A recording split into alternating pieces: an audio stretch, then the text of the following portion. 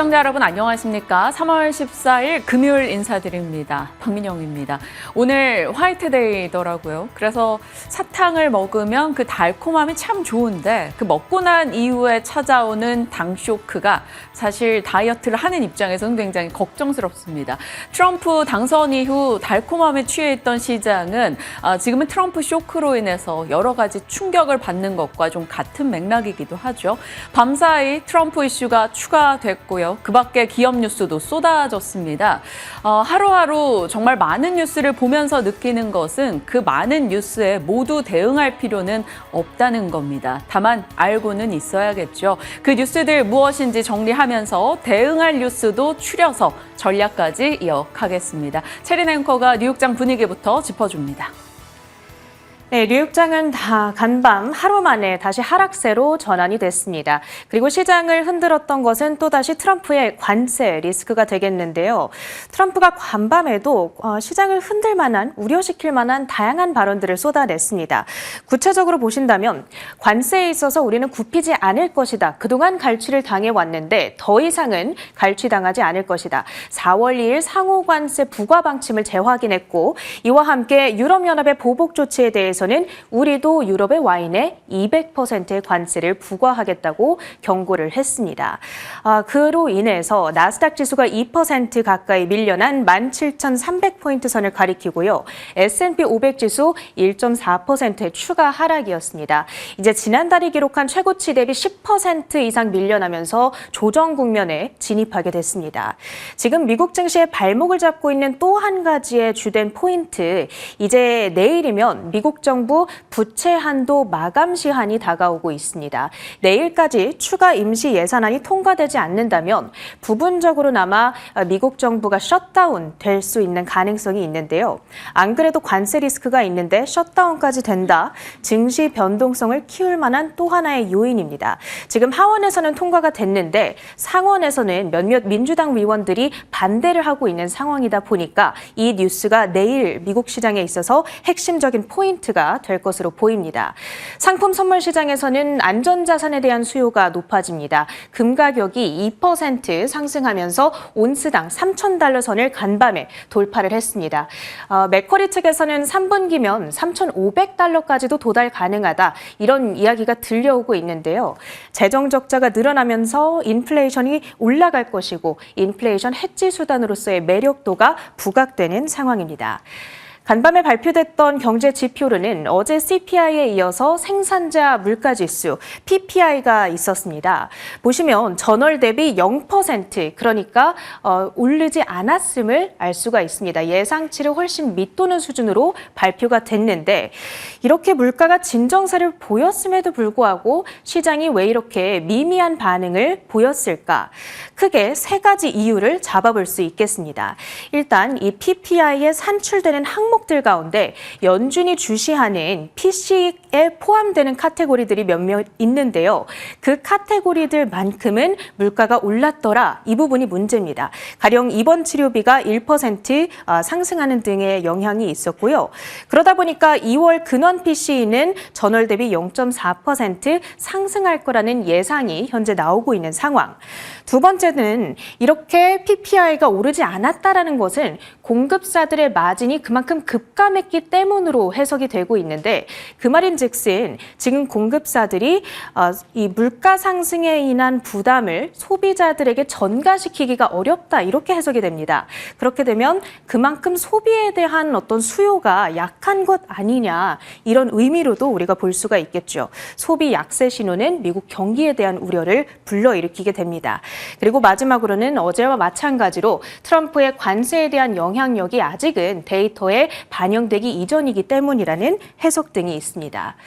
어찌됐든 어제 CPI와 오늘 PPI 모두 양호하게 발표가 되면서 미국의 인플레이션 둔화 경로를 좀 증명해주고 있습니다. 그러다 보니까 현재 CME 페드워치 툴에서는 연준의 금리 인하에 대한 기대감이 높게 반영되고 있는데요.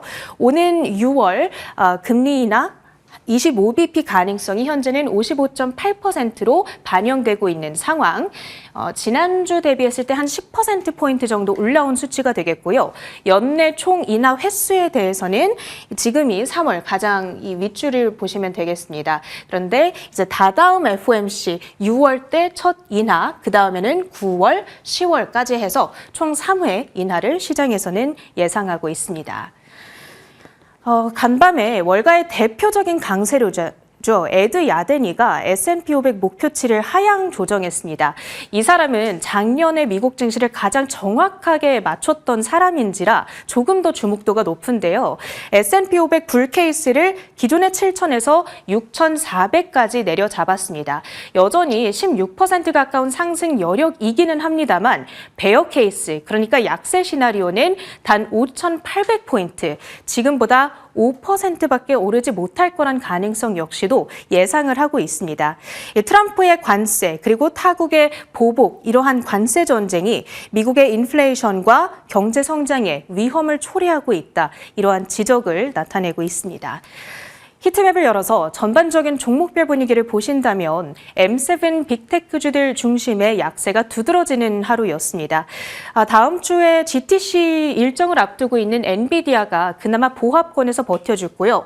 어도비는 어제 실적에 대한 실망감에 따라서 10% 이상의 급락, 그로 인해서 오라클과 팔란티어 등의 AI 소프트웨어 관련 주식들이 동반 내림세를 그렸습니다. 애플은 지금 중국에 대한 생산 비중이 높다 보니까 관세 전쟁에 피해주다, 이런 인식이 최근 불거지고 있죠. 오늘도 3% 급락 행진을 이어갔습니다. 테슬라는 급등 하루 만에 다시 하락 반전이죠. 3% 가까운 급락. 그리고 아마존 역시도 이 관세 전쟁으로 인한 물가 압박, 이것이 매출 하락으로 이어질 것이다, 이런 이 부담감이 자리를 하고 있습니다. 금 가격과 구리 가격 상승에 따라서 일부 원자재 관련주들이 급등세를 보였다는 것 포인트로 잡아보실 수가 있겠고요. 특징주 조금 더 자세하게 살펴보도록 하겠습니다. 엔비디아 하나의 호재성 이슈가 있었는데요. UAE 정부 관계자가 미국 방문 계획을 밝혔습니다. 그리고 이 자리에서 AI 칩에 대한 수출 완화를 요구하고 AI 인프라 투자 계획을 강조할 것이라는 이슈가 들려왔습니다. 이 소식에 따라 장중에 상승 흐름을 나타내기도 했었는데요. 팔로업 뉴스들을 체크해 볼 필요가 있겠습니다. 다음은 인텔입니다. 15% 가까운 급등으로 진행이 됐죠. 전일 장 마감 이후에 신임 CEO인 리프 탄을 선임했다는 소식이 들려왔습니다. 그리고 이 신임 CEO에 대한 월가의 평가가 아주 긍정적입니다. 뱅크 오브 아메리카 측에서는 투자 의견을 기존 매도에서 중립으로 상향 조정, 그리고 목표가는 $19에서 $25까지 높여 잡았습니다. 반도체 업계 내에서 상당히 성공적인 커리어 경력을 가지고 있다는 점 호평을 받고 있고요. 테슬라는 3%의 하락이었습니다. 바이두와 협력을 통해서 중국에서 완전 자율주행을 강화할 거라는 이슈. 하지만 지금 JP모건 측에서는요, 역사상 자동차 산업 내에서 브랜드 가치가 이렇게 급격하게 하락한 케이스는 거의 없다, 이런 이야기와 함께 PT를 이 간밤 종가의 절반 수준인 $120로 제시한 점 투심에 부담이 됐습니다. 어도비는 아까 말씀드렸다시피 기대 매출 부진으로 인해서 14%의 급락으로 진행이 됐고요. 그 밖에 조금 더 작은 테마성 종목들도 확인해 보시죠. 리테일주들은 혼조세를 보였습니다. 울타뷰티와 아메리칸 이글 아웃피터스, 화장품주 그리고 의류 관련주가 되겠는데요. 실적 실망감에 급락을 했던 반면에 달러 제너럴은 양호한 실적에 따라서 급등세를 보였거든요.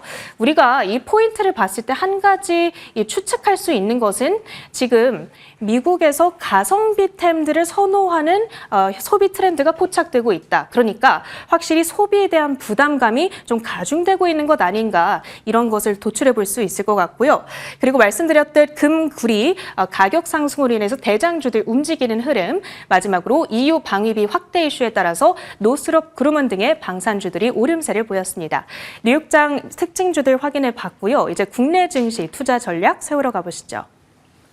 말씀 주신 대로 가성비 소비가 인기를 끌게 되는 이유는 무엇일까요? 경기에 대한 혹은 내 지갑에 대한 불안감이 있기 때문이겠죠. 그것을 야기한 것이 바로 트럼프의 무역 전쟁이 되겠습니다.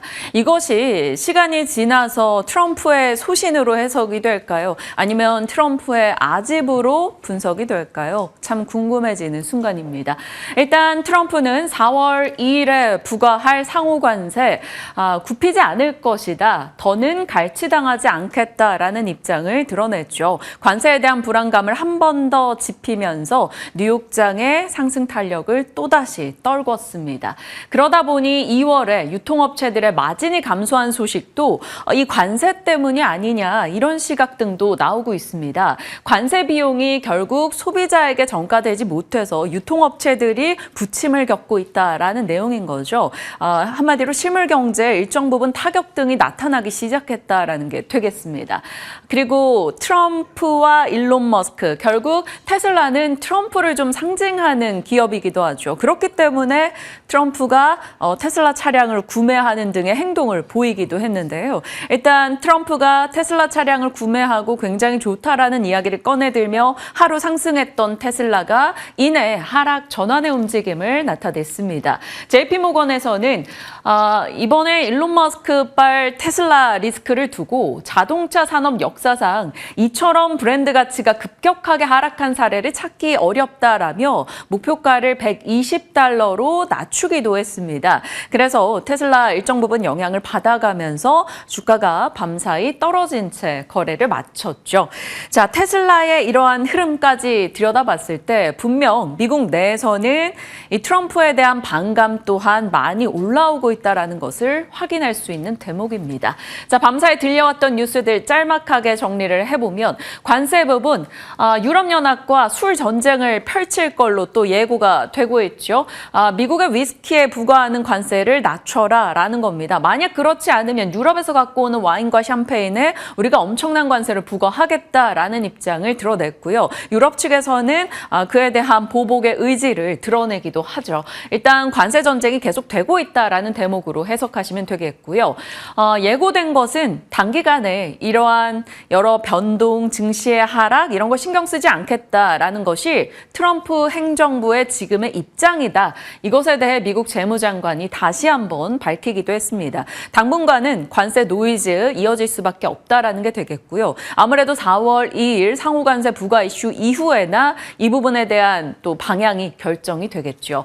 그리고 그나마 완화된 쪽은 러시아의 입장이 있었습니다. 우크라이나와 미국이 30일 휴전안을 꺼내 들었고요. 러시아가 일단은 30일 휴전안 원칙적으로는 찬성하는데 우리는 추가적인 논의는 필요하다라고 본다. 장기적인 해결책을 마련해보자라는 입장입니다. 그리고 러시아는 빠르게 이제 서방 기업들에 대한 러브콜을 한번 언급했습니다. 러시아를 떠났던 서방 기업들의 복귀 환영한다라는 입장을 드러냈네요. 자, 휴전이 됐을 때 우크라이나 재건 외에도 러시아에서 사업을 영위하고 있는 업체들에 대한 체크도 일단은 필요할 것 같습니다. 트럼프의 이슈들 매일같이 정리하는데도 매일 또 새로운 뉴스가 더해지고 있는 그러한 흐름이죠. 자, 트럼프 관세 타임라인 아침에 정리를 조금 해봤는데요. 일단 여기까지는 부과된 쪽, 이미 결정이 된 쪽에 대한 내용입니다. 2월 4일 중국의 10%, 3월 4일에 거기다 중국 10% 더했죠. 3월 4일에 동시에 캐나다와 멕시코 쪽에 25% 관세 이슈가 있었고요. 그에 대해서 캐나다 측에서는 보복의 의지를 일부 내용을 또 전하기도 했었습니다. 3월 12일 주요 수출국에게 철강, 알루미늄 관세율 25%를 부과했고요. EU나 캐나다 측에서 보복의 입장을 드러낸 바 있습니다. 일단 철강과 알루미늄 관세 부과 이슈로 인해서 미국 내에서 철강, 알루미늄 가격이 올라가고 있고 미국 내 관련한 기업들의 흐름도 조금씩 뛰고 있다는 점에서 참고해 주시길 바랍니다. 여기까지 나온 것은 지금까지 부과된 관세 타임라인이고요. 이후에 예정된 것은 이 정도입니다. 4월 2일 이날이 가장 중요하겠죠. 유럽연합의 전체 관세율 25%. 만약에 이게 부과되게 된다면 유럽연합의 미국 수출 70%가 감소하는 위협이 있다라고 합니다. 그렇게 된다면 EU GDP 1.5%의 타격이 예고되고 있고요. 당연히 보복 가능성 열려 있다라는 입장인데 어떨지는 좀 지켜봐야 되겠죠. 그리고 4월 2일 주요 수출국에게 자동차, 반도체, 의약품에 대해 관세 25%. 아직까지 세부 사항에 대해서는 조금 대기 중이긴 한데요. 이 부분이 가장 중요할 겁니다.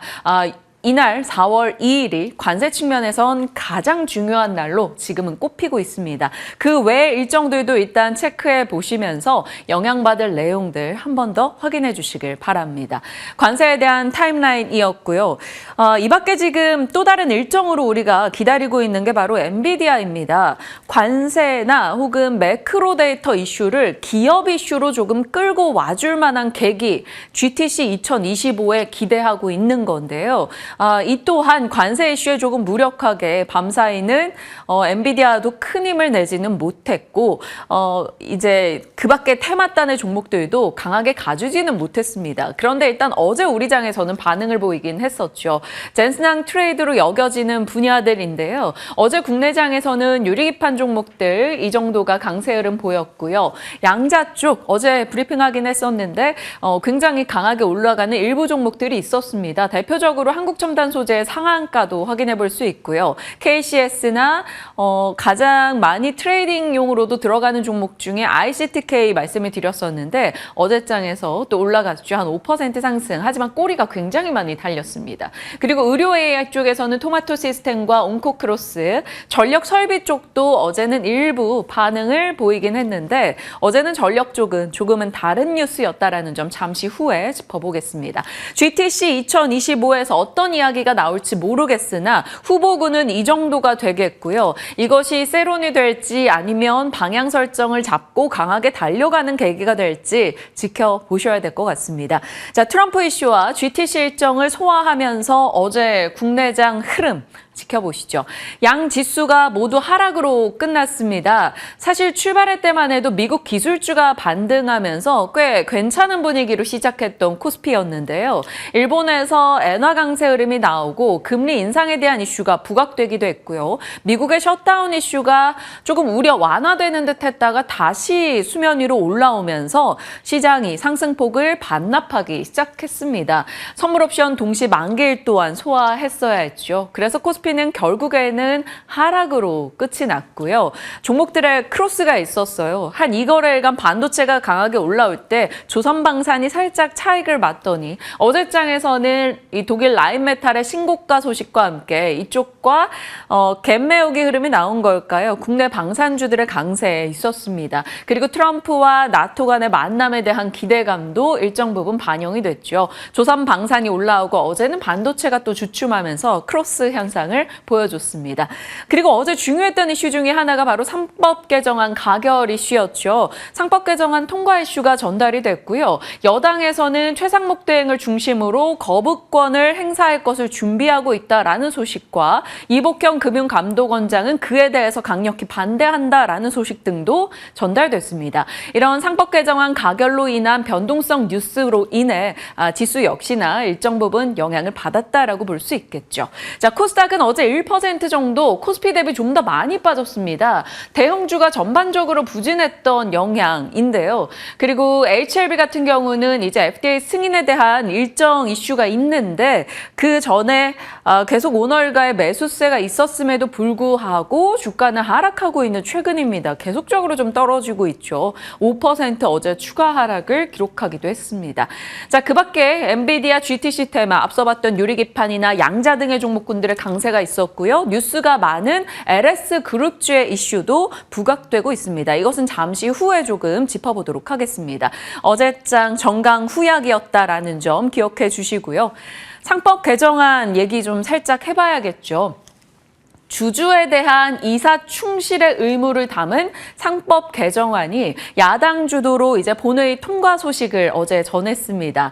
이사 충실 대상을 기존에는 회사였는데 회사와 주주라는 내용을 담았었죠. 일반 주주 이익에 반하는 결정을 막겠다라는 취지였습니다. 시장에서 언급되고 있는 주주 입장에서의 장점과 단점을 정리해 본 건데요. 일단 장점 측면에서는 주주 이익을 보호할 수 있다라는 점, 전자주주총회 도입이 의무화되면서 주주들의 의견 반영 영역이 확대될 수 있다는 긍정의 포인트가 있습니다. 그리고 집중투표제 의무화로 인해서 소액주주의 권한이 강화되겠죠. 하지만 시장에서 또 단점에 대해서 거론하는 일정 부분의 내용도 있는데요.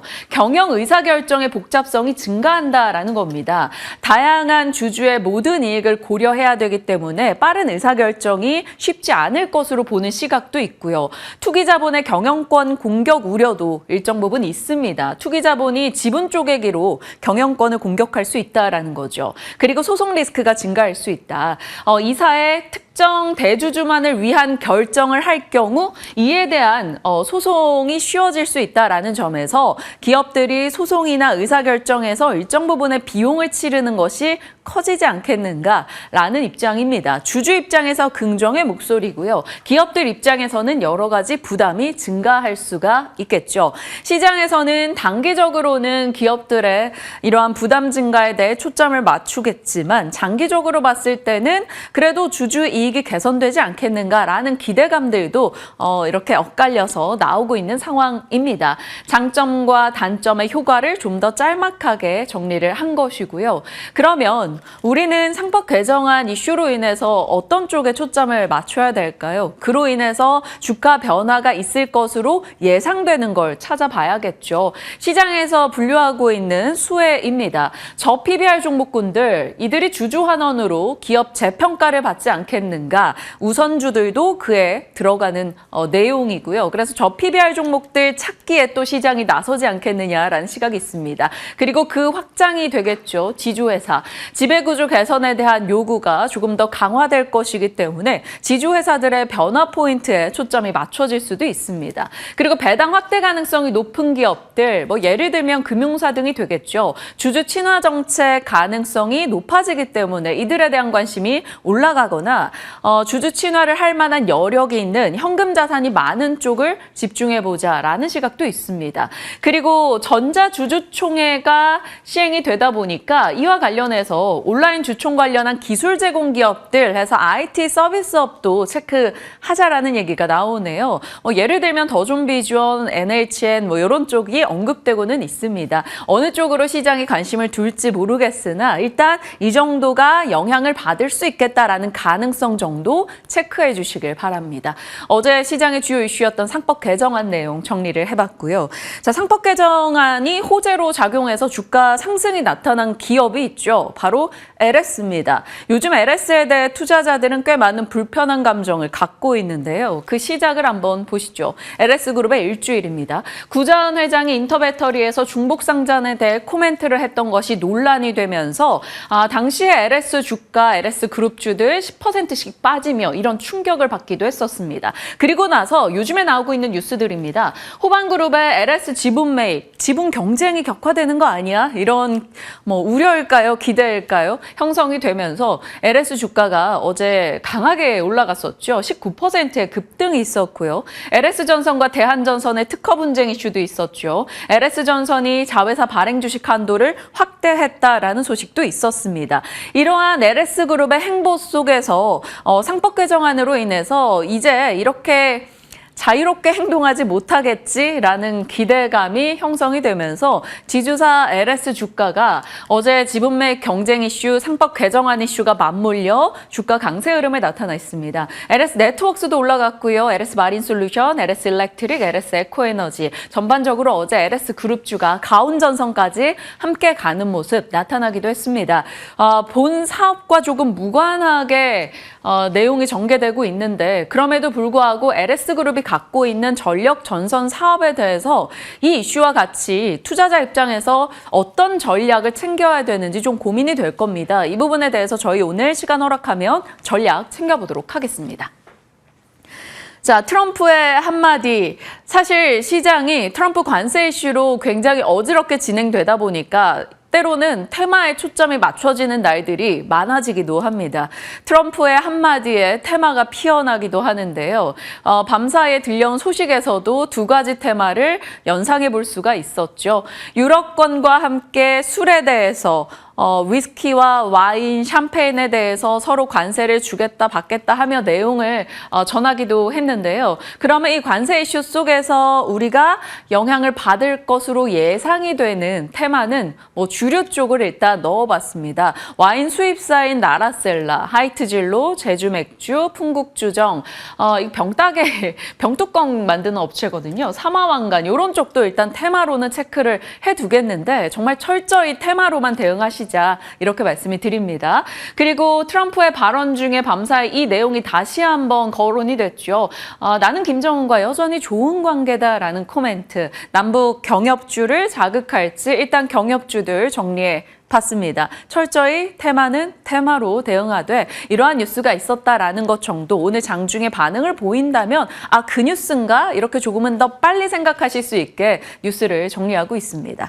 자, 그리고 앞서 체린 앵커도 인텔 이슈를 좀 전해주긴 했는데요. 인텔의 주가가 밤사이에 다른 종목 대비해서 유독 강했었죠. 어제도 저희가 살폈던 이 뉴스였습니다. 립부탄 신임 CEO로 다시 귀환하게 되면서 인텔의 변화에 대한 기대감이 높아졌습니다. 왜냐하면 이 립부탄이 케이던스에 재직하던 당시에 그때 주가가 케이던스 3,200% 올랐던 바가 있습니다. 반도체 생태계에서 꽤 존경받는 인물이기 때문에 립부탄이 인텔의 CEO가 된 점에 대해 시장에서는 기대를 하고 있는 거죠. 그리고 임시 CEO로 그동안 인텔이 운영되어 왔었기 때문에 이제는 본격적으로 무언가 기업의 변화가 있지 않겠는가라는 기대감까지 연결이 됐다 볼 수 있습니다. 그리고 기존의 인텔의 CEO 같은 경우는 인텔에서 쭉 성장을 했던 일종의 성골이라면 이 립부탄 같은 경우는 외부 인사가 들어오는 것이기 때문에 과감한 구조조정과 투자 유치에 대해서 조금 망설임 없이 진행하지 않겠느냐 이런 얘기가 나오고 있습니다. 거기다 립부탄이 이제 직원들에게 보낸 서한에서 세계적인 제품 회사의 지위를 회복하겠다라는 강력한 포부를 또 밝히기도 했죠. 인텔의 변화에 대한 기대감이 반영되며 주가가 15% 가까이 올라간 겁니다. 자, 인텔 관련주 그리고 요즘 인텔 TSMC와 동맹에 대한 의견이 계속 나오고 있는데요. 뉴스가요. 그래서 관련해서 눈여겨볼 종목들 일단은 정리를 해봤습니다. 이쪽도 인텔 관련주 같은 경우는 사실 테마성으로 보셔야 되는 거고요. TSMC 동맹이나 반도체 쪽으로 체크할 때는 그래도 이런 뉴스 외에도 모멘텀이 있는 기업이 무엇일까를 한번 고려해 보시면 되겠습니다. 예를 들면 어제장에서는 유리기판 이슈로 캠트로닉스가 주가 흐름이 좋았었는데 여기 같이 체크가 되고 있고요. 어제 캠트로닉스 유리기판에서는 시세 1등이긴 했습니다. 14% 상승이었죠. 그리고 ISC 같은 경우는 배당을 4배 정도 늘린다 혹은 실적이 좋았다라는 뉴스도 있고요. 거기다 온디바이스 AI가 진행될 경우 맞춤형 반도체 테스트가 많아질 것이다. 테스트 소켓 모멘텀도 같이 전달되고 있습니다. 그래서 이런 이중 모멘텀 속에서 기업들의 실적이나 차트가 좋은 것을 따로 한번 추려보시는 게 좋을 것 같습니다. 자, 인텔에 대한 이슈 정리였고요. 반도체 뉴스가 또 추가가 되고 있네요. 삼성전자의 타이탄입니다. 마치 영화 제목 같은데 이 삼성전자가 AI용 초고용량 SSD 타이탄 프로젝트를 진행한다고 합니다. 기업들을 대상으로 구독형 초고용량 SSD 서비스를 확대한다라는 건데요. SSD가 무엇인지부터 한 번 더 가봐야 될 것 같아요. 자, 반도체 이제 D램과 낸드로 구분을 하는데 D램 쪽에서는 휘발성 성격을 가진 HBM을 떠올려 보시면 되고요. 낸드 쪽에서는 비휘발성, 그러니까 데이터가 휘발되지 않고 저장되는 기능을 초점 맞춰 보시면 됩니다. 그 안에 들어가는 게 바로 SSD이고요. 앞에 2가 붙을 경우는 기업용 SSD라고 보시면 되겠죠. AI 수요가 늘어나고 있습니다. 처음에는 텍스트 AI 모델 위주였다면 지금은 이제 파일, 음성, 영상 AI 모델 서비스가 확장되고 있죠. 이것은 저장 공간이 많이 필요하다라는 것을 뜻하고 기업들 역시나 많은 데이터 처리하는데 저장 공간이 필요할 겁니다. 그래서 SSD에 대한 가치가 올라갈 것으로 시장은 판단하고 있죠.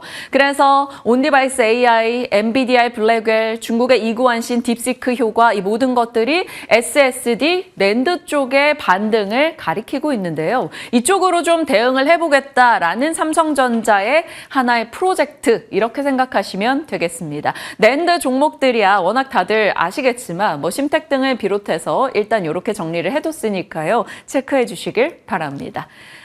자, 뉴스가 정말 많이 쏟아지고 있죠. 그런 가운데 오늘의 껄무새는 금이나 살 걸, 뭐 할 걸이라는 걸 많이 할 때 우리가 시장에서 뭐 속된 말로 껄무새라는 표현을 하는데 그러니까요. 올해 뭐 여러 가지 변동이 있었는데 금은 변동보다는 우상향이었던 것 같습니다. 금속 선물 거래소에서 금 온스당 가격이 3,000달러 돌파 소식 전했죠. 금 현물 가격 올해 12번째 신고점을 경신하고 있습니다. 그러면 금 가격이 올라가는 배경을 한 번은 짚어봐야 될 것 같아서 넣어봤습니다. 금리 인하 기대감이 있을 때 금 가격이 상승하죠. 달러가 약세를 기록할 때, 달러 가치 하락할 때 금은 상대적으로 올라갑니다. 인플레 해지 수요, 물가 우려될 때 금은 안전자산으로 역할을 하고요. 관세 전쟁이 부각되니까 안전자산 금에 대한 관심도가 올라갑니다. 중앙은행, 뭐 중국이나 러시아 등을 필두로 해서 금 매입 속도가 굉장히 빨랐었죠. 이러한 모든 요소 등이 맞물리면서 금 가격의 상승을 만들어내고 있습니다. 밤사이 미국에서도 프리포트 맥모란 등의 종목들 앞서 체린 앵커 살펴주셨다시피 금 관련주가 올라가기도 했는데요. 국내에서도 금 관련주는 있죠. 엘컴텍, 뭐 IT센, TKG 애강, 뭐 한컴, 위드 등의 종목들이 있는데 이들 차트 열어보시면 다 부진합니다. 그냥 관련주는 체크만 이런 게 있었지만 확인해 주시길 바랍니다. 시장의 이슈들 살펴봤고요. 이제 연결고리로 가겠습니다. 연결고리에서 우리 언제든 모멘텀으로 떠오를 수 있는 만한 내용들이 추가돼서 살펴보겠습니다. 단독 뉴스라서 조금 주의는 필요하긴 한데요. 미국의 알래스카 주지사가 곧 방한한다라는 소식이 뉴스로 나왔습니다. LNG 관련한 사업에 대해서 투자 공식 요청이 있을 것으로 기대를 하고 있죠. LNG 밸류체인 뉴스니까 일단 체크해 두시고요. 미국의 국채금리가 밤사이 내렸습니다. 그런 가운데 뚜렷하게 뭐 반도체나 전기차나 끌고 가준 시세가 없었다라는 점에서 그럴 경우 국내 바이오 개별 모멘텀이 작용할지 여부 체크해 보시죠. 일단 하루 사이에 들려왔던 바이오 뉴스입니다. 코오롱 티슈진 골관절염 치료제 TGG에 대해서 기대감이 올라가고 있다라는 소식이 있었고요. 유한양의 이제 유럽 폐암학회 앞두고 거기서 발표하는 것에 대한 기대감 계속적으로 체크가 될 겁니다. SK바사 모더나 특허에서 승소했다라는 뉴스, 보로노이 폐암 치료제 이슈도 있었고요. 또 하나가 이 SC 제형 시장이 81조가 될 거다 이런 전망이 나왔습니다. SC 제형하면 또 알테오젠 떠올리시는 분들이 많아서 이런 뉴스 바이오 쪽에 있다라는 점 참고해 주시고 지금 바이오에 우리가 큰 이제 굵직한 키워드로 생각해야 되는 게 바로 생물보안법 이슈인데요.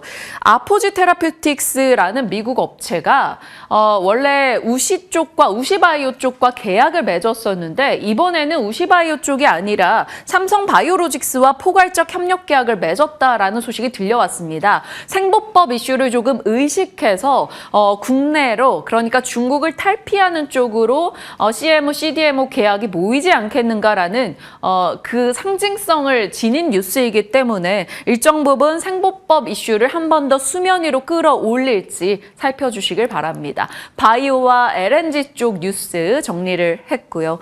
연결고리 오늘은 시장의 내용입니다. 자, 무역 분쟁과 셧다운 우려로 인해서 밤사이 미국장 흔들림이 있었고요. 경기 방어주들만 선전했는데 국내 어떨지 보셔야겠죠. 지금 경기 방어적 성격으로 봤을 때 상법 개정안 수혜주들도 그에 좀 맞물려서 볼 수 있습니다. 지주사, 주가, 금융주, 뭐 주주환원, 그리고 이제 과거와 같은 행동을 못할 것이다라는 기대감, 개선의 기대감으로 LS 그룹주들 일단은 체크해 두도록 하겠습니다.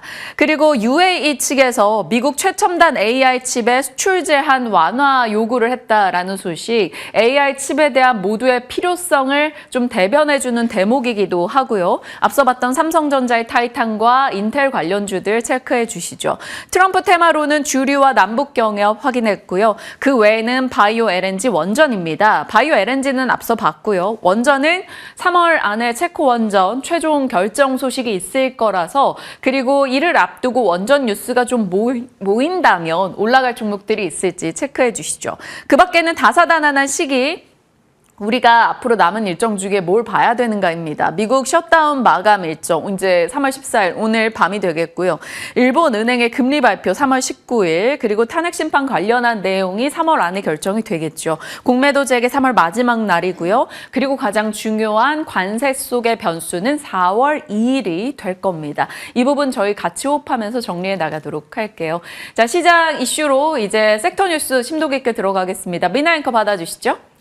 네, 어제 외국인들이 순매도 우위로 하루를 마무리 지었는데 그 안에서도 외국인들이 샀던 종목들은 있었습니다. 탑5 리스트, 탑6까지 한번 제가 살펴봤는데요. 한화 에어로스페이스, 현대로템, 그리고 한국항공 우주까지 이렇게 방산주들은 꾸준히 외국인들의 러브콜을 받는 모습 어제도 확인해 볼 수 있었는데요. 한화 에어로스페이스와 현대로템이 1위와 2위를 기록하면서 꾸준히 성장하는 모습을 기록했습니다. 그런데 외국인들이 어제만 이렇게 방산주들을 많이 담은 것은 아닙니다. 제가 지난 3월 5일 방송을 통해서 외국인들이 계속해서 담고 있는 종목들 방산주다라고 짚어드린 바 있는데요. 이 차트가 바로 2024년부터 3월 4일까지, 그러니까 3월 5일에 제가 짚어드렸던 수급 리스트입니다. 그때 보시면 외국인들은 한화 에어로스페이스와 현대로템을 또 많이 담는 모습을 기록했는데 어제도 그러한 흐름이 포착이 됐습니다. 한화 에어로스페이스 1조 원 넘게 매수했고요. 여기서 눈에 띄는 부분은 바로 현대로템이었는데 이 차트를 비교해보시면 아시겠지만 현대로템의 순위가 올라갔습니다. 이때와 비교했을 때 현대로템은 매수 금액 753억 원이 증가하면서 외국인들이 이쪽 현대로템 쪽으로 눈을 돌리고 있다는 점도 특징으로 잡아볼 수가 있었던 하루였습니다. 이렇게 외국인들이 꾸준히 담고 있다 보니 주가도 곧바로 반응을 해주고 있는 한화 에어로스페이스 그리고 현대로템인데요. 주가 확인해 보시면 현대로템 일봉 차트입니다. 계속해서 우상향 그려나가면서 이제는 10만 원을 돌파해냈고 10만 4천 원의 종가 기록하며 신고가를 다시 한번 경신해내는 모습을 나타내기도 했었죠. 또 한화 에어로스페이스 같은 경우에도 전일장 6% 넘게 상승해주면서 70만 7천 원을 터치했는데요. 70만 원 선을 돌파해낸 이후에 이 70만 원 선을 계속해서 유지할 수 있을지 이 부분도 하나의 관전 포인트가 될 것 같습니다. 이쪽 수급 리스트 보시면 외국인뿐만 아니라 기관 투자자들도 합심해서 매수하고 있다는 점도 살펴볼 수가 있는 상황입니다.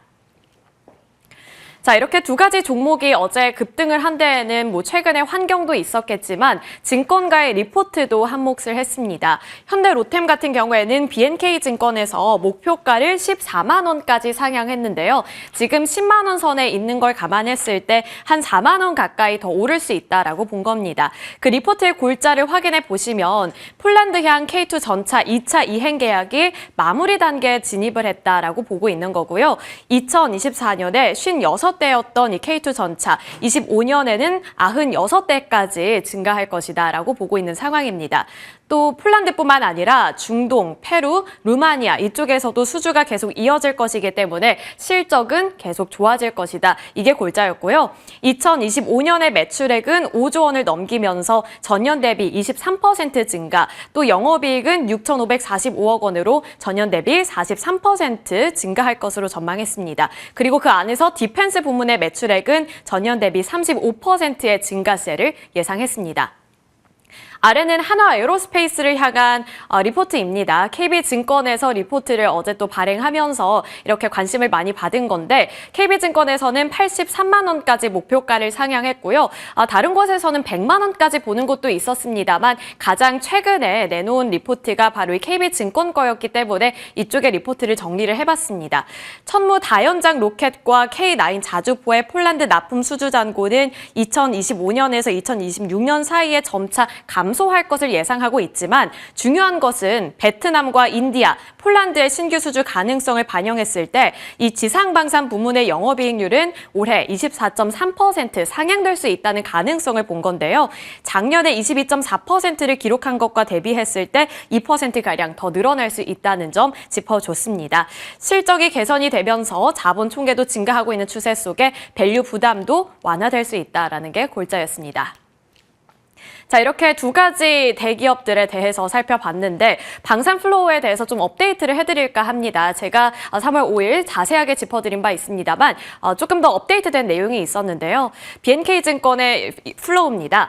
방산 수출의 수주가 2025년으로 이연이 되면서 한 94억 달러의 이연된 물량이 있는데 이게 앞으로 실적에 반영이 된다면 실적은 더 좋아질 수 있다는 게 핵심이었는데요. 2023년 직전 최고치를 이로 인해서 돌파할 수 있다. 라고 봤고요. 2027년에는 시장 점유율을 6%대까지 끌어올리면서 글로벌 무기 수출 4위까지 차지할 수 있다라는 가능성을 보기도 했습니다. 2023년 기준으로 글로벌 방산업체 탑 100 매출에서 한국은 6위를 기록하며 전년 대비 가장 높은 증가율을 기록하고 있다고 하고요. 글로벌 방산업체 탑 100 중에 한국 업체가 4개가 포함이 되어 있기 때문에 이 순위는 지속적으로 향상해 볼 수 있다. 이 점을 우리가 기대해 볼 수 있다라고 봤습니다. 이 국내 방산업체 5개사의 2024년 연간 합산 실적도 역대 최고치를 경신해내고 있는데 다 같이 합산해 보니까 매출액은 25조 원을 넘기면서 전년 대비 18%의 증가세, 영업이익도 2조 원대를 넘기면서 무려 전년 대비 100%의 증가세를 나타내고 있다는 점 볼 수 있었습니다. 자, 이렇게 방산 섹터 최근에 정말 과열권에 들어와 있는데 여기서 이제 욕심이 많이 생기는 만큼 판단을 빨리 해야겠죠. 이 부분은 저희와 함께 계속해서 조금 전략 세워보시면 좋을 것 같고요. 이제 과열된 곳에서 벗어나서 분위기를 좀 환기시켜 보도록 하겠습니다. 눈을 돌려서 우주항공, 우주 쪽으로 좀 눈을 좁혀보도록 할 텐데요. 세트레가이를 대표적인 종목으로 꼽아왔습니다. 그 이유는 잠시 뒤에 계속해서 설명을 해드릴 텐데 월봉 차트 보시면 2021년 고점을 찍었습니다. 83,900원의 고점을 찍고 나서 그 이후에는 지지부진한 주가 흐름 기록하다가 최근에는 계속해서 조금 양봉을 만들어내고 있는 추세인데요. 어제 종가는 1.86% 상승한 54,900원을 기록했습니다. 수급에서도 특징적인 부분을 찾아낼 수가 있었는데 외국인들이 3월 들어서 하루를 제외하고서는 계속해서 매수를 하고 있는 흐름 보실 수가 있습니다. 그리고 2월부터도 이 매수세가 지속이 됐기 때문에 외국인들이 최근에 다른 사람들이 이쪽 방산에 관심을 기울이고 있을 때 우주 쪽도 함께 눈여겨보고 있다는 점 투자 포인트로 잡아봐야 될 것 같은데요. 세트레가이의 프로필 살펴보겠습니다. 일단 국내 유일 위성체계 수출 이력을 보유하고 있고 2021년 한화그룹에 합류를 했습니다. 2021년에 고점 찍었다고 앞서서 차트에서 짚어드렸는데 한화 에어로스페이스가 세트레가이의 지분 30%를 매입했다는 효과도 함께 좀 체크해 보시면 좋을 것 같고요. 이 세트레가이는 스페이스 허브와 함께 이 스페이스 IT를 개발을 했는데 이거는 초고해상도 영상 상용 지구 관측 위성으로서 주목을 많이 받고 있습니다. 이게 경쟁사 대비했을 때 가격은 3분의 1꼴로 굉장히 저렴한데 위성 해상도는 동일하기 때문에 또 글로벌적으로 관심을 많이 받을 수 있다는 점 기대 포인트였습니다. 자, 우주머니 버는 아이, 세트랙 아이. 라임이 굉장하죠. 세트랙 아이 쪽으로 증권가의 눈높이도 높아지고 있는 것으로 보입니다. 한양증권에서 매출 확대와 이익률 개선이 본격화되는 구간에 진입을 했다며 긍정적인 시장 분위기를 실적으로 증명해낼 것이다 라고 봤는데요. 9분기 연속 적자에서 벗어나서 이제 턴어라운드에 성공했다는 점이 이제 긍정적인 흐름의 시작점이 되지 않을까 싶습니다. 2024년 4분기 연결 실적 실적을 보시면 매출액의 경우 전년비 28.4% 증가했고요. 영업이익은 흑자 전환에 드디어 성공을 한 겁니다.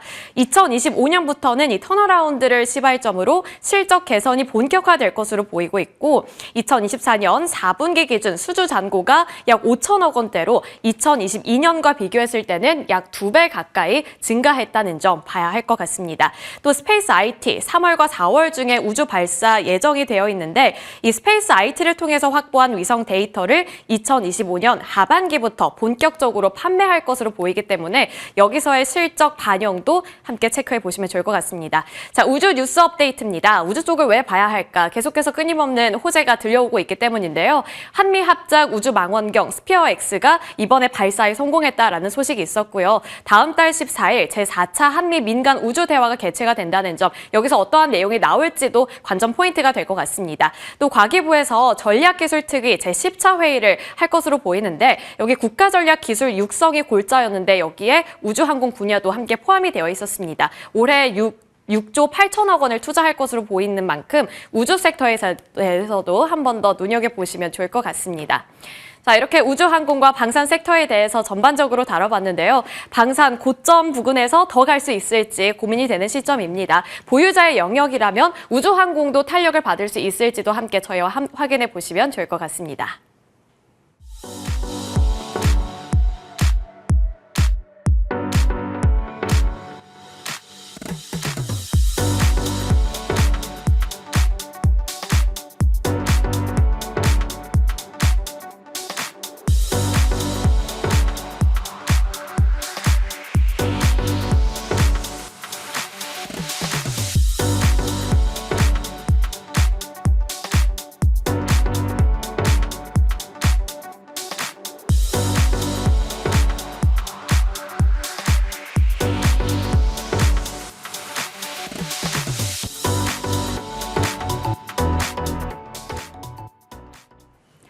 어지러운 시장 흐름이 계속되네요. 한쪽 섹터에서 강하게 추세를 보이지 못하고 하루 이틀 그리고 또 다른 쪽으로 계속 이게 반복되고 있습니다. 작은 순환매라고 볼 수 있겠죠. 작아진 유동성에서 우리가 그 순환매를 어떻게 바라봐야 될 것인가, 그리고 트럼프 이슈도 정리하면서 전략 챙겨보도록 하겠습니다. 오늘 SK증권 조성호 부장님, 그리고 IM증권의 이창환 영업이사님과 함께합니다. 두 분 어서 오세요. 안녕하십니까.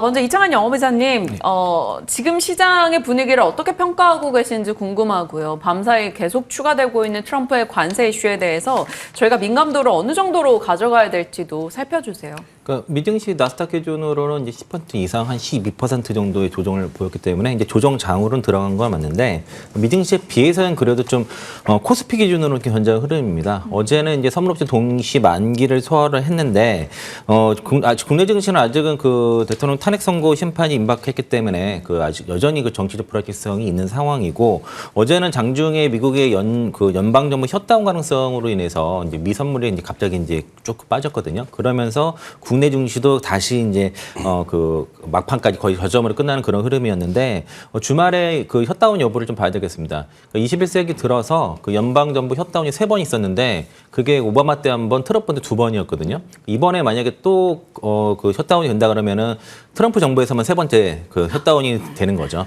네. 두 번째 그 트럼프 정부 때 가장 길었던 게 35일간이 가장 길었었는데 이게 이제 좀 길어질 수도 있고 그렇지 않을 수도 있는데요. 일단 하원에서 예산을 통과된 것들이 상원에서 민주당에 의해서 막힐 가능성이 좀 있기 때문에 이건 지켜봐야겠는데 어차피 이제 그런 그 셧다운 되더라도 예산은 나중에 다 소비돼서 적용이 되기 때문에 뭐 소비에는 그렇게 영향을 주지 않는데 이게 이제 심리적으로 어떤 주가를 누르는 현상이 나타날 것이고 그리고 이게 이런 앞서 말씀드린 것들이 전반적으로 그 국내 증시의 변동성 확대하는 요인이 됐다라고 말씀드리겠고요. 어제 이제 그 코스닥 같은 경우가 약간의 문제가 생겼습니다. 이제 코스피는 0.1% 약세, 코스닥이 0.9% 하락 마감을 했는데 코스피는 추세가 무너지지 않았는데요. 어제 이제 코스닥이 10일과 41선 데드 크로스가 발생했습니다. 그래서 이제 이거는 이제 앞으로 3월 말과 4월 달에 코스닥 시장이 좀 쉽지 않을 거다. 좀 어려운 시장이 될 것이라는 것을 암시할 수 있을 것 같고요. 올해 코스피는 3개월 연속 상승을 한 반면에 코스닥은 1월, 2월 상승 후에 3월 달에 지금 음봉이거든요. 그 3월 달에 하락세인데 이게 그래서 코스피보다 코스닥이 좀 더 어려운 장세가 4월 달까지 좀 이어질 가능성이 있을 것이고 4월 2일에 그 상관관세가 부과되고 또 이제 공매도가 3월 30일부터 부과되다 보니 시작되다 보니까 약간의 코스닥 쪽에서 부담감이 4월 달에 나타날 가능성이 지금 좀 시그널이 나타났다고 말씀드리겠고요. 뭐 이런 시장에서는 일단 보유 종목을 그대로 가만 놔둘 건 아니고요. 압축을 하셔야 됩니다. 그러니까 장이 좀 불안할 때는 포트를 압축을 해야 돼요. 그래서 3월과 4월 달에 그 모멘텀 강한 종목으로 좀 일부 압축을 하고 그리고 내가 중장기로 가져갈 것 마음을 먹었던 종목들은 이렇게 버티셔야 되겠지만은 종목 수가 많은 거를 좀 줄일 필요가 있다. 이렇게 말씀드리겠습니다. 네, 압축하는 전략 사실 쉽지 않긴 해요. 하루 반도체 갔다, 하루 조선 갔다, 하루 방산 갔다 이러니까 뭔가 하나씩 다 막 담게 되는 그런 심리를 투자자분들이 많이 가지실 텐데 종목을 펼쳐두기보다는 압축해서 대응을 해보자라는 의견 한 번 더 저희 기억해 보도록 하겠습니다. 자, 과연 이제 조성호 부장님께서는 어떤 전략을 보고 계시는지 궁금한데 사실 앞으로 남아있는 변수들이 정치적으로나 뭐 공매도 재개 이슈로나 좀 소화할 것들이 있기 때문에 뭔가 뚜렷한 베팅하기가 어렵긴 한 것 같아요. 그러니까 뭐 일정표 보면은요 주식 다 던지고 싶죠. 하나하나가 다 거슬리는 이슈죠. 뭐 당장에 지금 시장에서 갑자기 무슨 변동성이 발생하면 보통 뉴스 찾아보면 트럼프가 있는 것이고 맞아요. 어제 간밤에도 뭐 트위터에 뭐 그죠?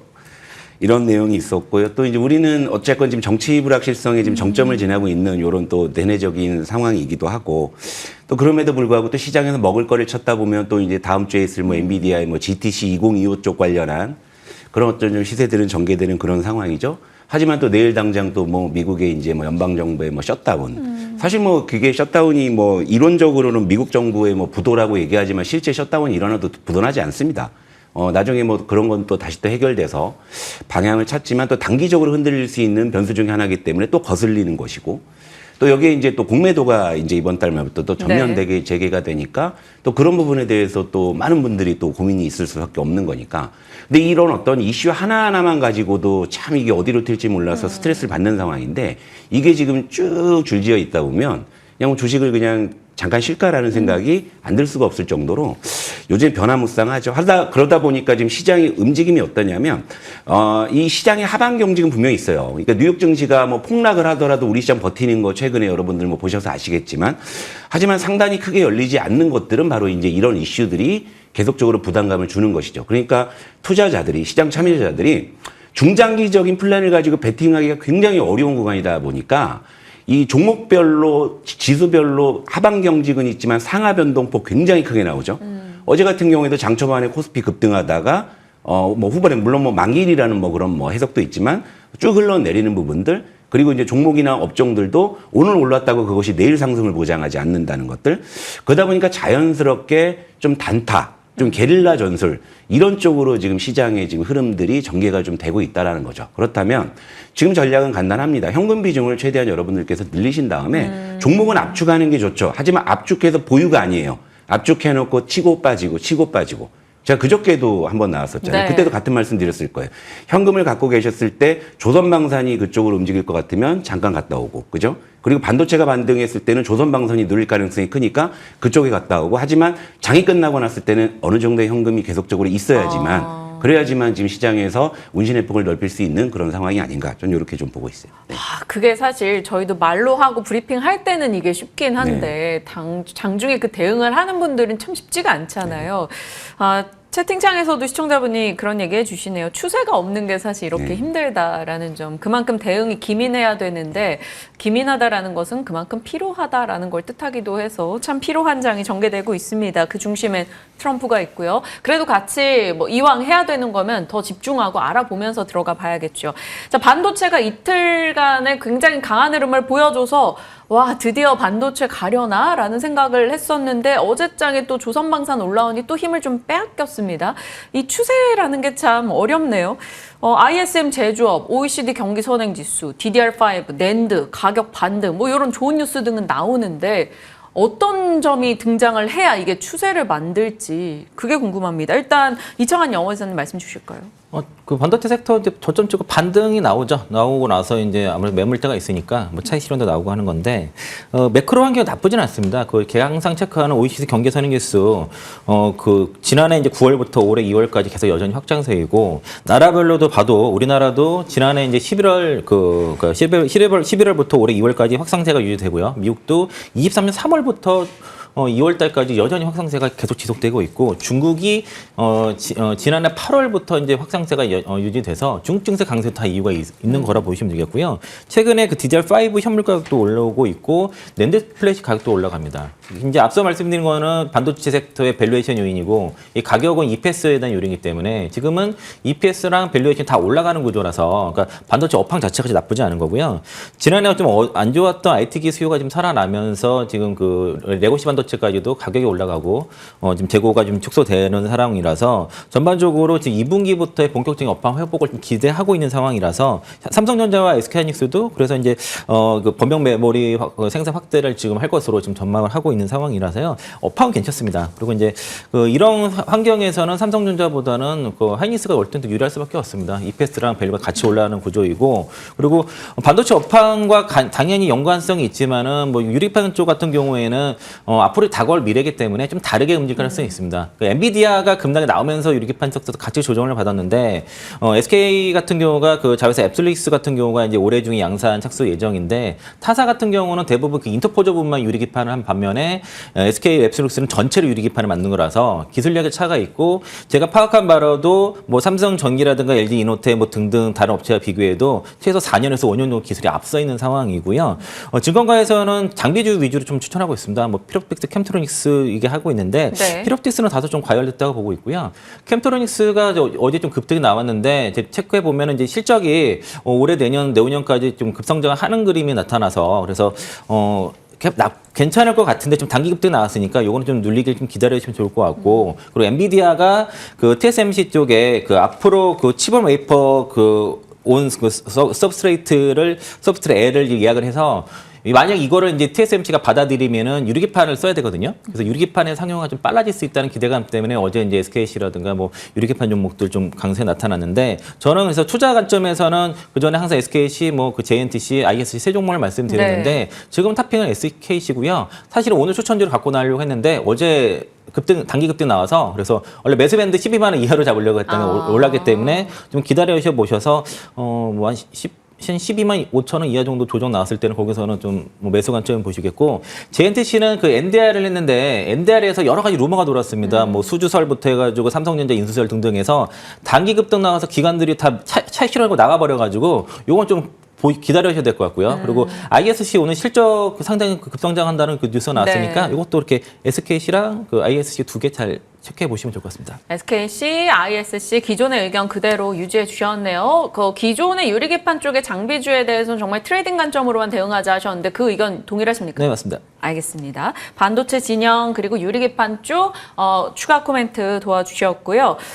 조성호 부장님께서는 어떠실까요? 이 유리기판 혹은 반도체에 대한 전략 궁금해요. 특히나 오늘 삼성전자의 SSD 프로젝트 타이탄 얘기도 나와서 낸드 쪽에 대한 의견도 좀 더 강화해서 듣고 싶네요. 네, 그러니까 요즘에 뭐 이제 반도체 관련해서 이슈들이 계속 많아지고 네. 있고 또 긍정적인 뉴스들이 많아지죠. 일단 뭐 업황에 대한 이야기, 드디어 디램이나 낸드 가격이 좀 올라오고 있다라는 부분들 그리고 이제 그런 것들은 또 데이터로 확인이 되죠. 뭐 PC나 노트북의 어떤 출하량도 지금 이제 증가할 것으로 전망이 되고 있고, 자 이제 이걸 한번 큰 그림을 그려서 보게 되면.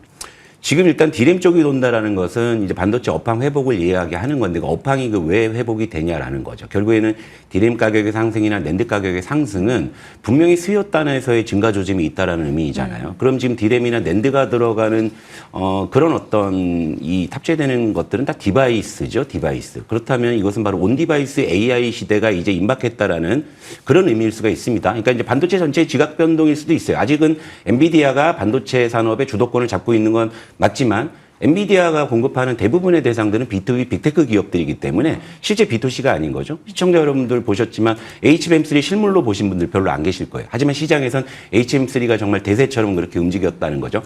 그러니까 우리가 이제 그렇다더라 하는 것이 있고요. 진짜 그러네라는 것이 있습니다. 근데 저는 진짜 그러네라는 시청자 여러분들께서 알기 쉽게 설명을 해드리면 제가 최근에 노트북을 샀어요. 노트북을 샀는데 DDR5가 탑재된 노트북을 샀습니다. 네. 그런데 불과 작년까지만 해도 DDR5가 대세가 아니었어요. 근데 최근에 여러분들도 노트북 구매하시려고 한번 검색을 해보시면 이제야 비로소 DDR5가 본격적으로 탑재가 되고 있다는 거죠. 근데 DDR5가 DDR4보다 성능이 훨씬 더 좋잖아요. 네. 그렇다는 것은 디바이스의 스펙이 더 좋아진다는 것이고, 그렇다면 AI 인터페이스가 장착된 고스펙의 디바이스 수요가 증가하고 있다는 걸 의미하죠. 그러면 그 디바이스에는 무언가가 깔리겠죠.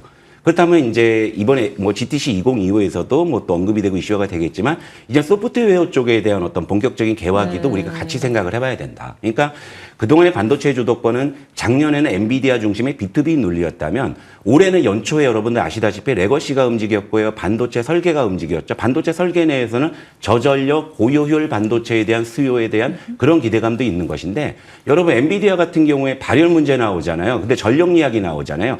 B2B 논리에서는요. 아무리 전력을 많이 먹어도 성능만 잘 나오면 되는 거죠. 굴삭기 기름 많이 먹는 거 신경 쓰나요? 땅 잘 파면 되죠.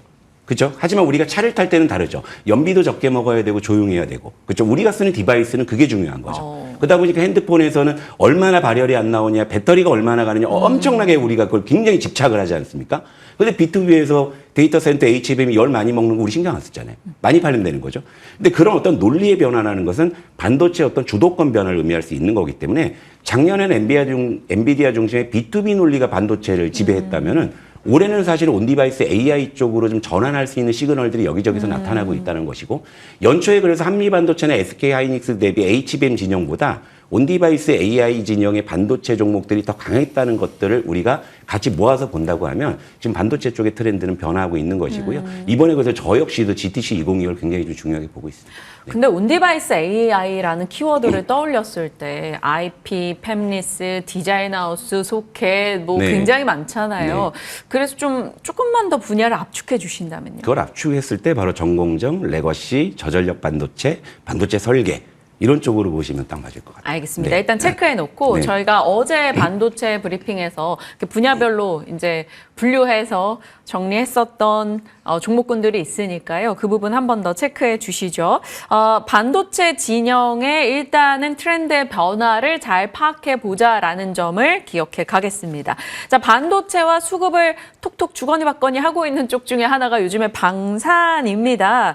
방산주 좋다라는 스토리 그리고 뭐 내러티브 다 좋은데요. 지금 좀 많이 올랐지 않냐라는 시각들이 계속 뭔가 투자자를 좀 제한시키는 것 같아요. 갖고 계신 분들이야 너무나 땡큐한 분위기인데 그럼 조성원 부장님은 지금 신규 매수자로서 방산을 보고 계시는지 네. 아닌지 궁금해요. 제가 NTN에 이제 나온 지가 얼마 안 됐는데 좀 어려운 어떤 업보를 자꾸 주시려고 이게 조선방산이 바닥에 있을 땐 저도 되게 좋게 많이 말씀을 드렸었는데 굉장히 많이 올라 있단 말이에요. 그래서 제가 좀 여기서 좀 말씀을 잘 드려야 될 것 같기는 네. 해요. 물론 이제 제 개인적인 어떤 관점에서는 반도체냐, 뭐, 조선방산이냐, 뭐, 예를 들면 이제 엄마가 좋아, 아빠가 좋아를 굳이 뭐 물어보신다면 사실은 반도체 쪽에 조금 더 힘이 실리는 거는 맞기는 한데 그렇다고 해서 지금 뭐 조선방산이 그렇다고 해서 기세가 뭐 꺾이는 이런 상황이 좀 아닌 상황이고 다만 이제 방산주와 이제 조선주를 좀 같이 본다면은요 역시 좀 트럼프 내러티브가 좀 과도하게 반영된 것만큼 분명합니다. 그러니까 수주 모멘텀도 있고요, 실적 모멘텀 다 있는 부분인데 근데 최근에 이제 관세 전쟁으로 촉발되면서 막 고점에서 시가총액 10조가 넘는 그런 종목들이 뭐 장중에 뭐 두 자릿수 급등을 한다라는 것은 그런 것은 확실히 좀 과도한 좀 수급적인 효과라고밖에는 볼 수가 없거든요. 그리고 최근 며칠 시장을 보더라도 반도체가 군집성을 가지고 움직이게 되면은 조선방산 쪽에서 수급의 핸디캡이 분명히 발생을 했거든요. 그러니까 지금 이제 예를 들면 반도체나 조선방산이 앞으로 시장 불확실성이 제거돼서 지수가 우상향을 했을 때 과연 같은 방향으로 갈 수 있을지에 대해서는 조금 물음표가 있기는 해요. 그런 관점에서 본다고 하면 좀 그래도 단기적으로는 가격 부담이 덜한 반도체 쪽이 뭐 저도 그렇고 뭐 방송을 보신 시청자 여러분들께서도 조금 덜 불안하게 접근하실 수 있는 그런 부분이 아닌가 보고 있고요. 그리고 이달 말에 어쨌건 공매도가 재개되는 이런 시점이단 말이죠. 그러면 가격적으로 봤을 때는 좀 공매도 쪽에 좀 부담은 분명히 좀 있을 수밖에 없지 않느냐. 그런 관점을 좀 가지고 있는 상황이라서, 일단은 그 조선방산 같은 경우도 이제 간밤에 뉴욕 증시가 관세 이슈로 또 급락을 했기 때문에 오늘 또 이제 그 반대급부로 올라갈 가능성이 있는 부분이거든요. 근데 이랬을 때 이제 추격 매수 하시는 것은 전 그건 좀 말리고 싶고요. 다만, 아직은 기세가 등등하고 수급이 괜찮기 때문에 조정 시에 이제 매수하는 그런 전략 정도는 그래도 해볼 수 있지 않을까. 하지만 전체적으로 조선방산 쪽에 지금 비중을 확대하는 것은 제가 조금은 경계하고 있다. 이런 정도로 정리를 해드려야 될 것 같습니다. 네, 조심스럽게 말씀을 주셨어요. 산업의 논리가 아니라 매매의 논리에서 네. 좀 가격에 대한 고민을 함께 하며 전략을 주셨다. 이렇게 정리가 가능하겠습니다. 자, 이창환 영업이사님은 꾸준히 저희와 함께 해주시면서 방산, 우주항공에 대한 전략 등을 계속 업데이트를 해주셨었고요. 세트를 긍정적으로 얘기 주셨던 거 이제 1월, 2월 각각 있었습니다. 이를 비롯해서 방산, 우주항공 전략 주시면요. 그 방산을 먼저 말씀드리면은 가격 보답이 있는 게 맞죠. 그리고 이제 유럽과 그 중동 시장에서의 그 수주가 모멘텀이 클 텐데 그게 연간으로 한 19 정도 됩니다. 그 유럽이 14조, 중동이 한 5조 정도 돼서 연간 19조 규모인데 그 방산주들의 연간 수주 평균이 대략 9조 정도 되고요. 그 폴란드가 한 67% 정도 차지하고 있는데 만약에 이제 그 뭐 유럽과 중동까지 뭐 다 100% 수주가 된다고 했을 때 업사이드가 이제 수주 모멘텀 2배 정도 되거든요. 근데 주가는 그 이상 너무 오버슈팅을 했기 때문에 단기적으로 보면은 증권사 목표가들을 다 돌파하고 이상 넘어간 종목들이 많아요. 그래서 저는 이제 뭐 비중을 줄이시는 전략이 맞다라고 생각이 들고요. 뭐 하나 에어로스페이스, 현대로테, 항공우주, 하나시스템 각각의 모멘텀들 다 있는데 이게 이제 폴란드 프로젝트의 수주에 따라서 한 번에 더 슈팅은 나올 수 있겠지만은 저는 뭐 여기 단기 슈팅에 따른 이런 가격 매력이 워낙 떨어진 상태다. 그러니까 가격 매력이 떨어지는 섹터를 굳이 비중 있게 투자할 필요가 있겠냐. 지금 뭐 수익이 났으면 챙기는 게 맞겠다라는 생각이 들고요. 저는 그래서 이제 특히 대형주 중심으로 그 방산주 같은 경우에는 지금 비중을 잘 줄여놓으면은 최소한 1개월에서 2개월 후에 지금보다 훨씬 좋은 가격에 잘 잡을 수 있을 거다라고 좀 판단하고 있고요. 그리고 이제 우주항공 쪽은 어제 뭐 한미합작 우주망원경 발사 성공해서 이제 우주 관련 이벤트가 나올 때 단기급등이 나오긴 하는데 그런 우주항공주를 투자를 하더라도 실적에 받쳐주는 거 하자라고 선택한 게 세트랙아이였어요. 그래서 제가 머니투데이에서 3번 정도 그 눌림목마다 네. 말씀드렸었고 65,000원 목표가 아직 달성을 못했더라고요. 그래서 좀 더 가져가 보시고요. 그리고 그 하나그룹주가 좀 많이 핫한데 그럼 하나그룹주에 연관되면서 방산에 연관이 있는 종목이 아까 그 세트랙아이였고 그리고 지금 하나 그 시스템과 갑자기 합작을 맡던 하나 인텔리전스와의 합병을 앞두고 있는 엣지파운드리도 좀 관심 가지실 것 같고요. 엣지파운드리 최근에 그 밸류 파인더하는 돈 리서치에서 리포트가 나왔고 오늘 하나증권에서 리포트가 나왔습니다. 근데 거기 리포트의 아쉬운 점은 그 방산이라든가 센서 쪽에 대한 모멘텀을 얘기는 했지만은 자율주행 쪽에 특히 이제 그 현대차와 GM 그리고 거기에 들어가는 웨이모라든가 이런 자율주행 쪽에 들어가는 모델 이게 또 몸이 더 큰데 그런 게 언급이 안 됐는데 그것만 감안하셔서 관심 가져보시면 좋을 것 같습니다. 네. 말씀 주신 종목들과 방산과 우주항공의 각각의 뷰 나눠서 여러분 한 번 더 체크해 주시길 바랍니다. 이제 오늘장 유망하게 혹은 앞으로 좀 관심 있게 두고 볼 섹터를 두 분께 각각 골라달라라고 요청을 드렸었는데 이창환 영업이사님은 제약바이오 얘기해 주셨어요. 안 그래도 미국의 10년물 국채금리 밤사이 떨어졌고 밤사이 SC제형, 알테오젠, 보로노이, 유한양행, SK바사 막 이렇게 바이오 뉴스가 막 켜켜이 쌓이더라고요. 그래서 궁금하긴 했는데요. 지금 바이오 쪽의 관전 어떻게 잡으세요? 3월 말과 4월 달에 지금 그 모멘텀에 있는 내용들이 좀 많이 있어서 그래서 검색을 해봐가지고 업체별로 어떤 게 있는지를 좀 봤는데요.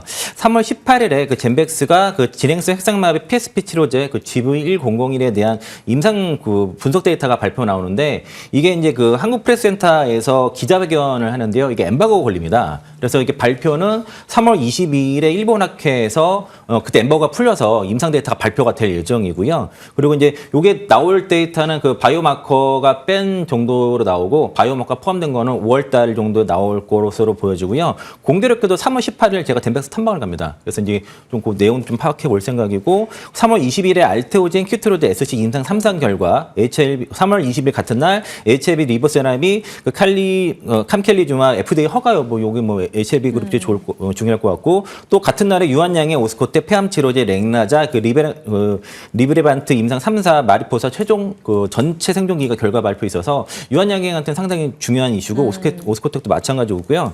그리고 아까 이제 3월 20일 젠백스 임상 엠버고 풀린다고 말씀드렸고 4월 24일에서 4월 30일에 미국 암 연구학회가 있는데 이때 초록을 3월 25일에 보로노이가 VRN 12일 그 초록 공개가 나옵니다. 네. 보로노이 때 상당한 중요한 이슈고요.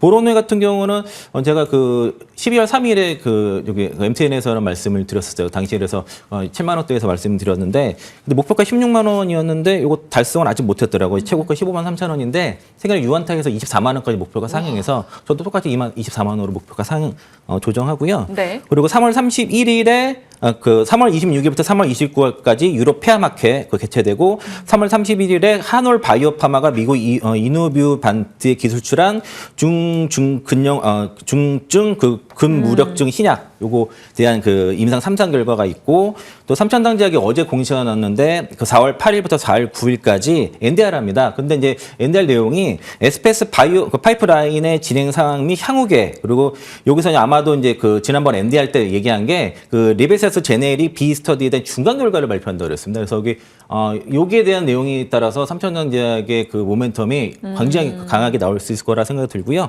또 4월 24일부터 4월 30일까지가 미국 암 연구학회 나온다고 말씀드렸는데 이거는 애널리스트 미팅이기 때문에 좀 중요한 미팅이 될 것 같아요. 그래서 이제 그래서 AS를 하자 그러면 아까 보로노이는 12월 3일에 말씀드렸던 거 목표가 상향 말씀드렸고 네.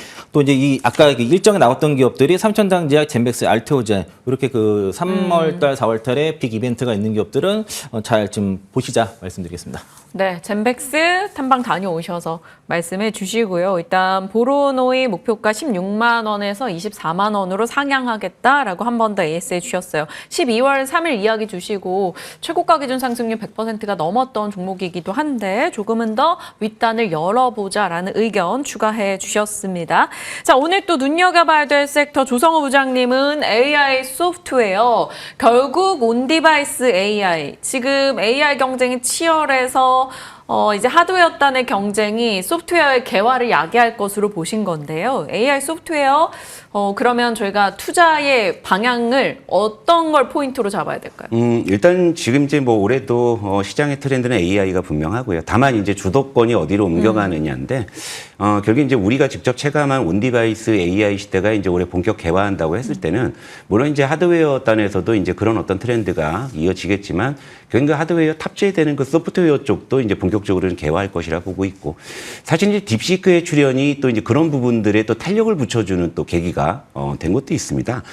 다음 주에 이제 엔비디아 GTC 2025가 있는데 제가 그저께도 한번 나왔었죠. 저는 일단 가장 좋게 보는 쪽은 반도체예요. 반도체를 유일하게 지금까지 당장 너 뭐 살래라고 보면 첫 번째 반도체가 맞습니다. 하지만 이 반도체라는 동네에도 번지수가 너무 많은 거죠. 맞아요. 그러니까 이제 여러분들이 뭘 좋아할지 몰라서 다 준비했죠. 그러니까 이를테면 자, 유리기판 쪽이 단기적으로 가장 좋아요. 하지만 유리기판 쪽은 전체적으로 가격 부담이 있잖아요. 그럼 유리기판 내에서는 그러면 좀 만만한 가격에 살 게 뭐가 있을까 했으면 SKC나 HB 테크놀로지 이런 쪽으로 여러분들께서 포커스를 잡으실 수 있을 것 같고, 유리기판 전체가 부담이 되기 때문에 난 유리기판 못 사겠다 하시는 분들은 자연스럽게 냉각 쪽 테마로 갈 수도 있는 부분이죠. GST나 워트 같은 그런 번지수가 있을 수 있는 부분이고, 자, 반도체 설계 쪽은 제가 그저께 나오고 나서 이틀 동안 흐름이 제법 괜찮았거든요. 네. 특히 이제 설계 쪽에서의 흐름들이 굉장히 괜찮습니다. 예를 들면 퀄리타스 반도체, 제주 반도체, 어부부 반도체, 그 세 쪽의 어부부 반도체가 아직은 주가가 덜 올라 있기 때문에 이런 쪽으로 좀 번지수 잡으시면 될 것 같고, GTC 2025만 좀 이 특정해서 좀 보자고 하면 역시 이제 차세대 HBM이 좀 나오잖아요. 네. 그것도 오버레이 계측 장비하는 오로스 테크놀로지 한번 볼 수 있겠고, 이런 식으로. 그리고 이제 이런 어떤 디바이스 수요가 이제 증가하게 됐을 때 결국에 소프트웨어인데, 최근에 AI 소프트웨어 쪽이 조정을 굉장히 많이 받아서 차트상으로는 굉장히 좀 바닥권에 있는 상황이죠. 이렇다면 폴라리스 오피스나 아니면 한글과 컴퓨터 이런 쪽으로 여러분들께서 좀 리스트업을 하셔가지고요. 좀 대응을 해보시면 좀 괜찮지 않을까. 저는 이렇게 좀 말씀드리도록 하겠습니다. 네, 알겠습니다. 상법 개정안 관련해서 IT 이제 기술 제공하는 업체들 더준비존, NHN 이런 쪽도 봐야 된다 이런 논리도 있는데 네. 그쪽은 좀 어떤 생각이세요? 뭐 역금은 엮일 수는 있는 부분인데요. 상법 개정의 본질은 역시 이제 주조환원이 큰 틀이기 때문에 그런 개별 이슈로 어떤 테마로 어떻게 엮이는지는 그건 장이 열려봐야 하는 부분이라 제가 여기서 말씀드릴 수 없는 부분인 것 같습니다. 알겠습니다. AI 소프트웨어 쪽 살펴주셨어요. 기억해 볼게요. 자, 그리고 이창환 영업이사님 오늘 좀 눈여겨볼 종목까지 챙겨주셨는데요. YG엔터입니다. YG엔터 얘기해 주셨던 걸로 기억하는데 2월 달에, 그죠? 그때는 아마 JYP 얘기를 주로 했을 거고요. 그러니까 엔터주 다 투자해도 된다라고 네. 말씀을 드렸었던 건데 YG 엔터로 탑픽을 변경하겠습니다. 왜요? 일단 올해 그 모든 라인업의 활동이 증가로 이익이 정상화 예상이 되고 그 블랙핑크의 역대급 투어가 진행되고요. 그 베이비몬스터의 그 굉장히 빠른 램프업이 진행됐고 블랙핑크 월드 투어가 발표됐는데 그 공개된 13회차가 이미 70만 명의 이제 그 관객을 모집했고 아마 최종 40회차에 대략 한 200만 명 이상으로 예상을 하고 있습니다. 그래서 역대급 실적 가능성이 있을 것이고요. 또 이제 베이비몬스터랑 그 블랙핑크가 같이 활동하는 그런 첫 해다라고 볼 수 있어서 상대 예상보다 빠른 저연차의 수익화가 진행되고 있고 제가 추천주로 나온 거는 이제 앞에 말씀드린 거는 그동안 주가를 끌어올린 요인이라 볼 수 있는데 지금 트레저가 이제 그 새 앨범이 나왔거든요. 이제 그 스페셜 앨범이 나왔는데 초동 판매 좋았다 그러고. 네, 일주일 만에 62만 5천 장 이상 판매가 됐습니다. 지금 70만 장이 좀 넘어갔는데 딱 듣고서 이거 좀 그 트레저의 그 위상을 앞으로 바꿀 만한 그런 노래다라고 생각이 들었고요. 타이틀곡 옐로우 같은 경우는 얼굴이 가려지고 멤버 아사히가 이제 만들어서 프로듀싱까지 한 겁니다. 그래서 저 한번 들어보시면 되게 좋을 것 같고요. 지금 일본 그 주요 차트에서 다 최상위권 가고 있고 그리고 이제 서클 차트에서 음반 리테일 부분 1위 차지했고요. 그리고 이제 지금 최근에 그 해외 13개인가 차트에서 지금 1위를 하고 있는데 다만 이제 국내에서는 트레저가 아직 좀 그렇게 인기 끌질 못해요. 그래서 국내 차트에서는 다소 좀 좀 부진한 상황인데 이 옐로우라는 노래가 제가 지금 40대 후반이지 않습니까? 그래서 40대 후반에 중년 남의 아저씨의 마음을 사로잡은 그런 노래가 이번에 나왔다라고 보면은 네. 그동안 좀 앞으로 이 노래가 저는 앞으로 트레저를 빅뱅급으로 성장시킬 수 있는 그런 시작이다라고 좀 판단을 하고 있어서 그래서 이제 그동안 좀 상당히 저평가를 받았던 트레저의 이제 급부상이 앞으로 예상이 된다. 이런 전망까지 가면서 좀 말씀드리겠고요. 그래서 뮤직비디오 한번 들어보세요. 그리고 타이틀곡 옐로우고 그 수록곡은 사르르라는 노래인데 둘 다 괜찮습니다. 사르르요? 네. 그리고 목표가 7만 5천 원 말씀드리겠고요. NH랑 삼성증권에서 제시했는데 그 목표가 밴드가 증권사가 6만 5천에서 7만 5천 원인데 최상단이에요. 근데 저는 뭐 그 이상 나중에 갈 수 있다 보는데 규정상 목표가 7만 5천 원 말씀드리겠습니다. 네. 트레저 빅뱅급 이 키워드로 딱 인상 깊게 남을 것 같아요. YG엔터를 엔터 탑픽으로 얘기해 주셨어요. 사르르 지금 가사 열어보니까 좋네요. 가끔 이럴 때 힘들어질 때 항상 나를 불러줄래. 시장이 힘들 때 이 두 분을 모셔서 저희 종목과 시장 얘기 풀어가도록 하겠습니다. 오늘도 고생해 주셨습니다. 감사합니다.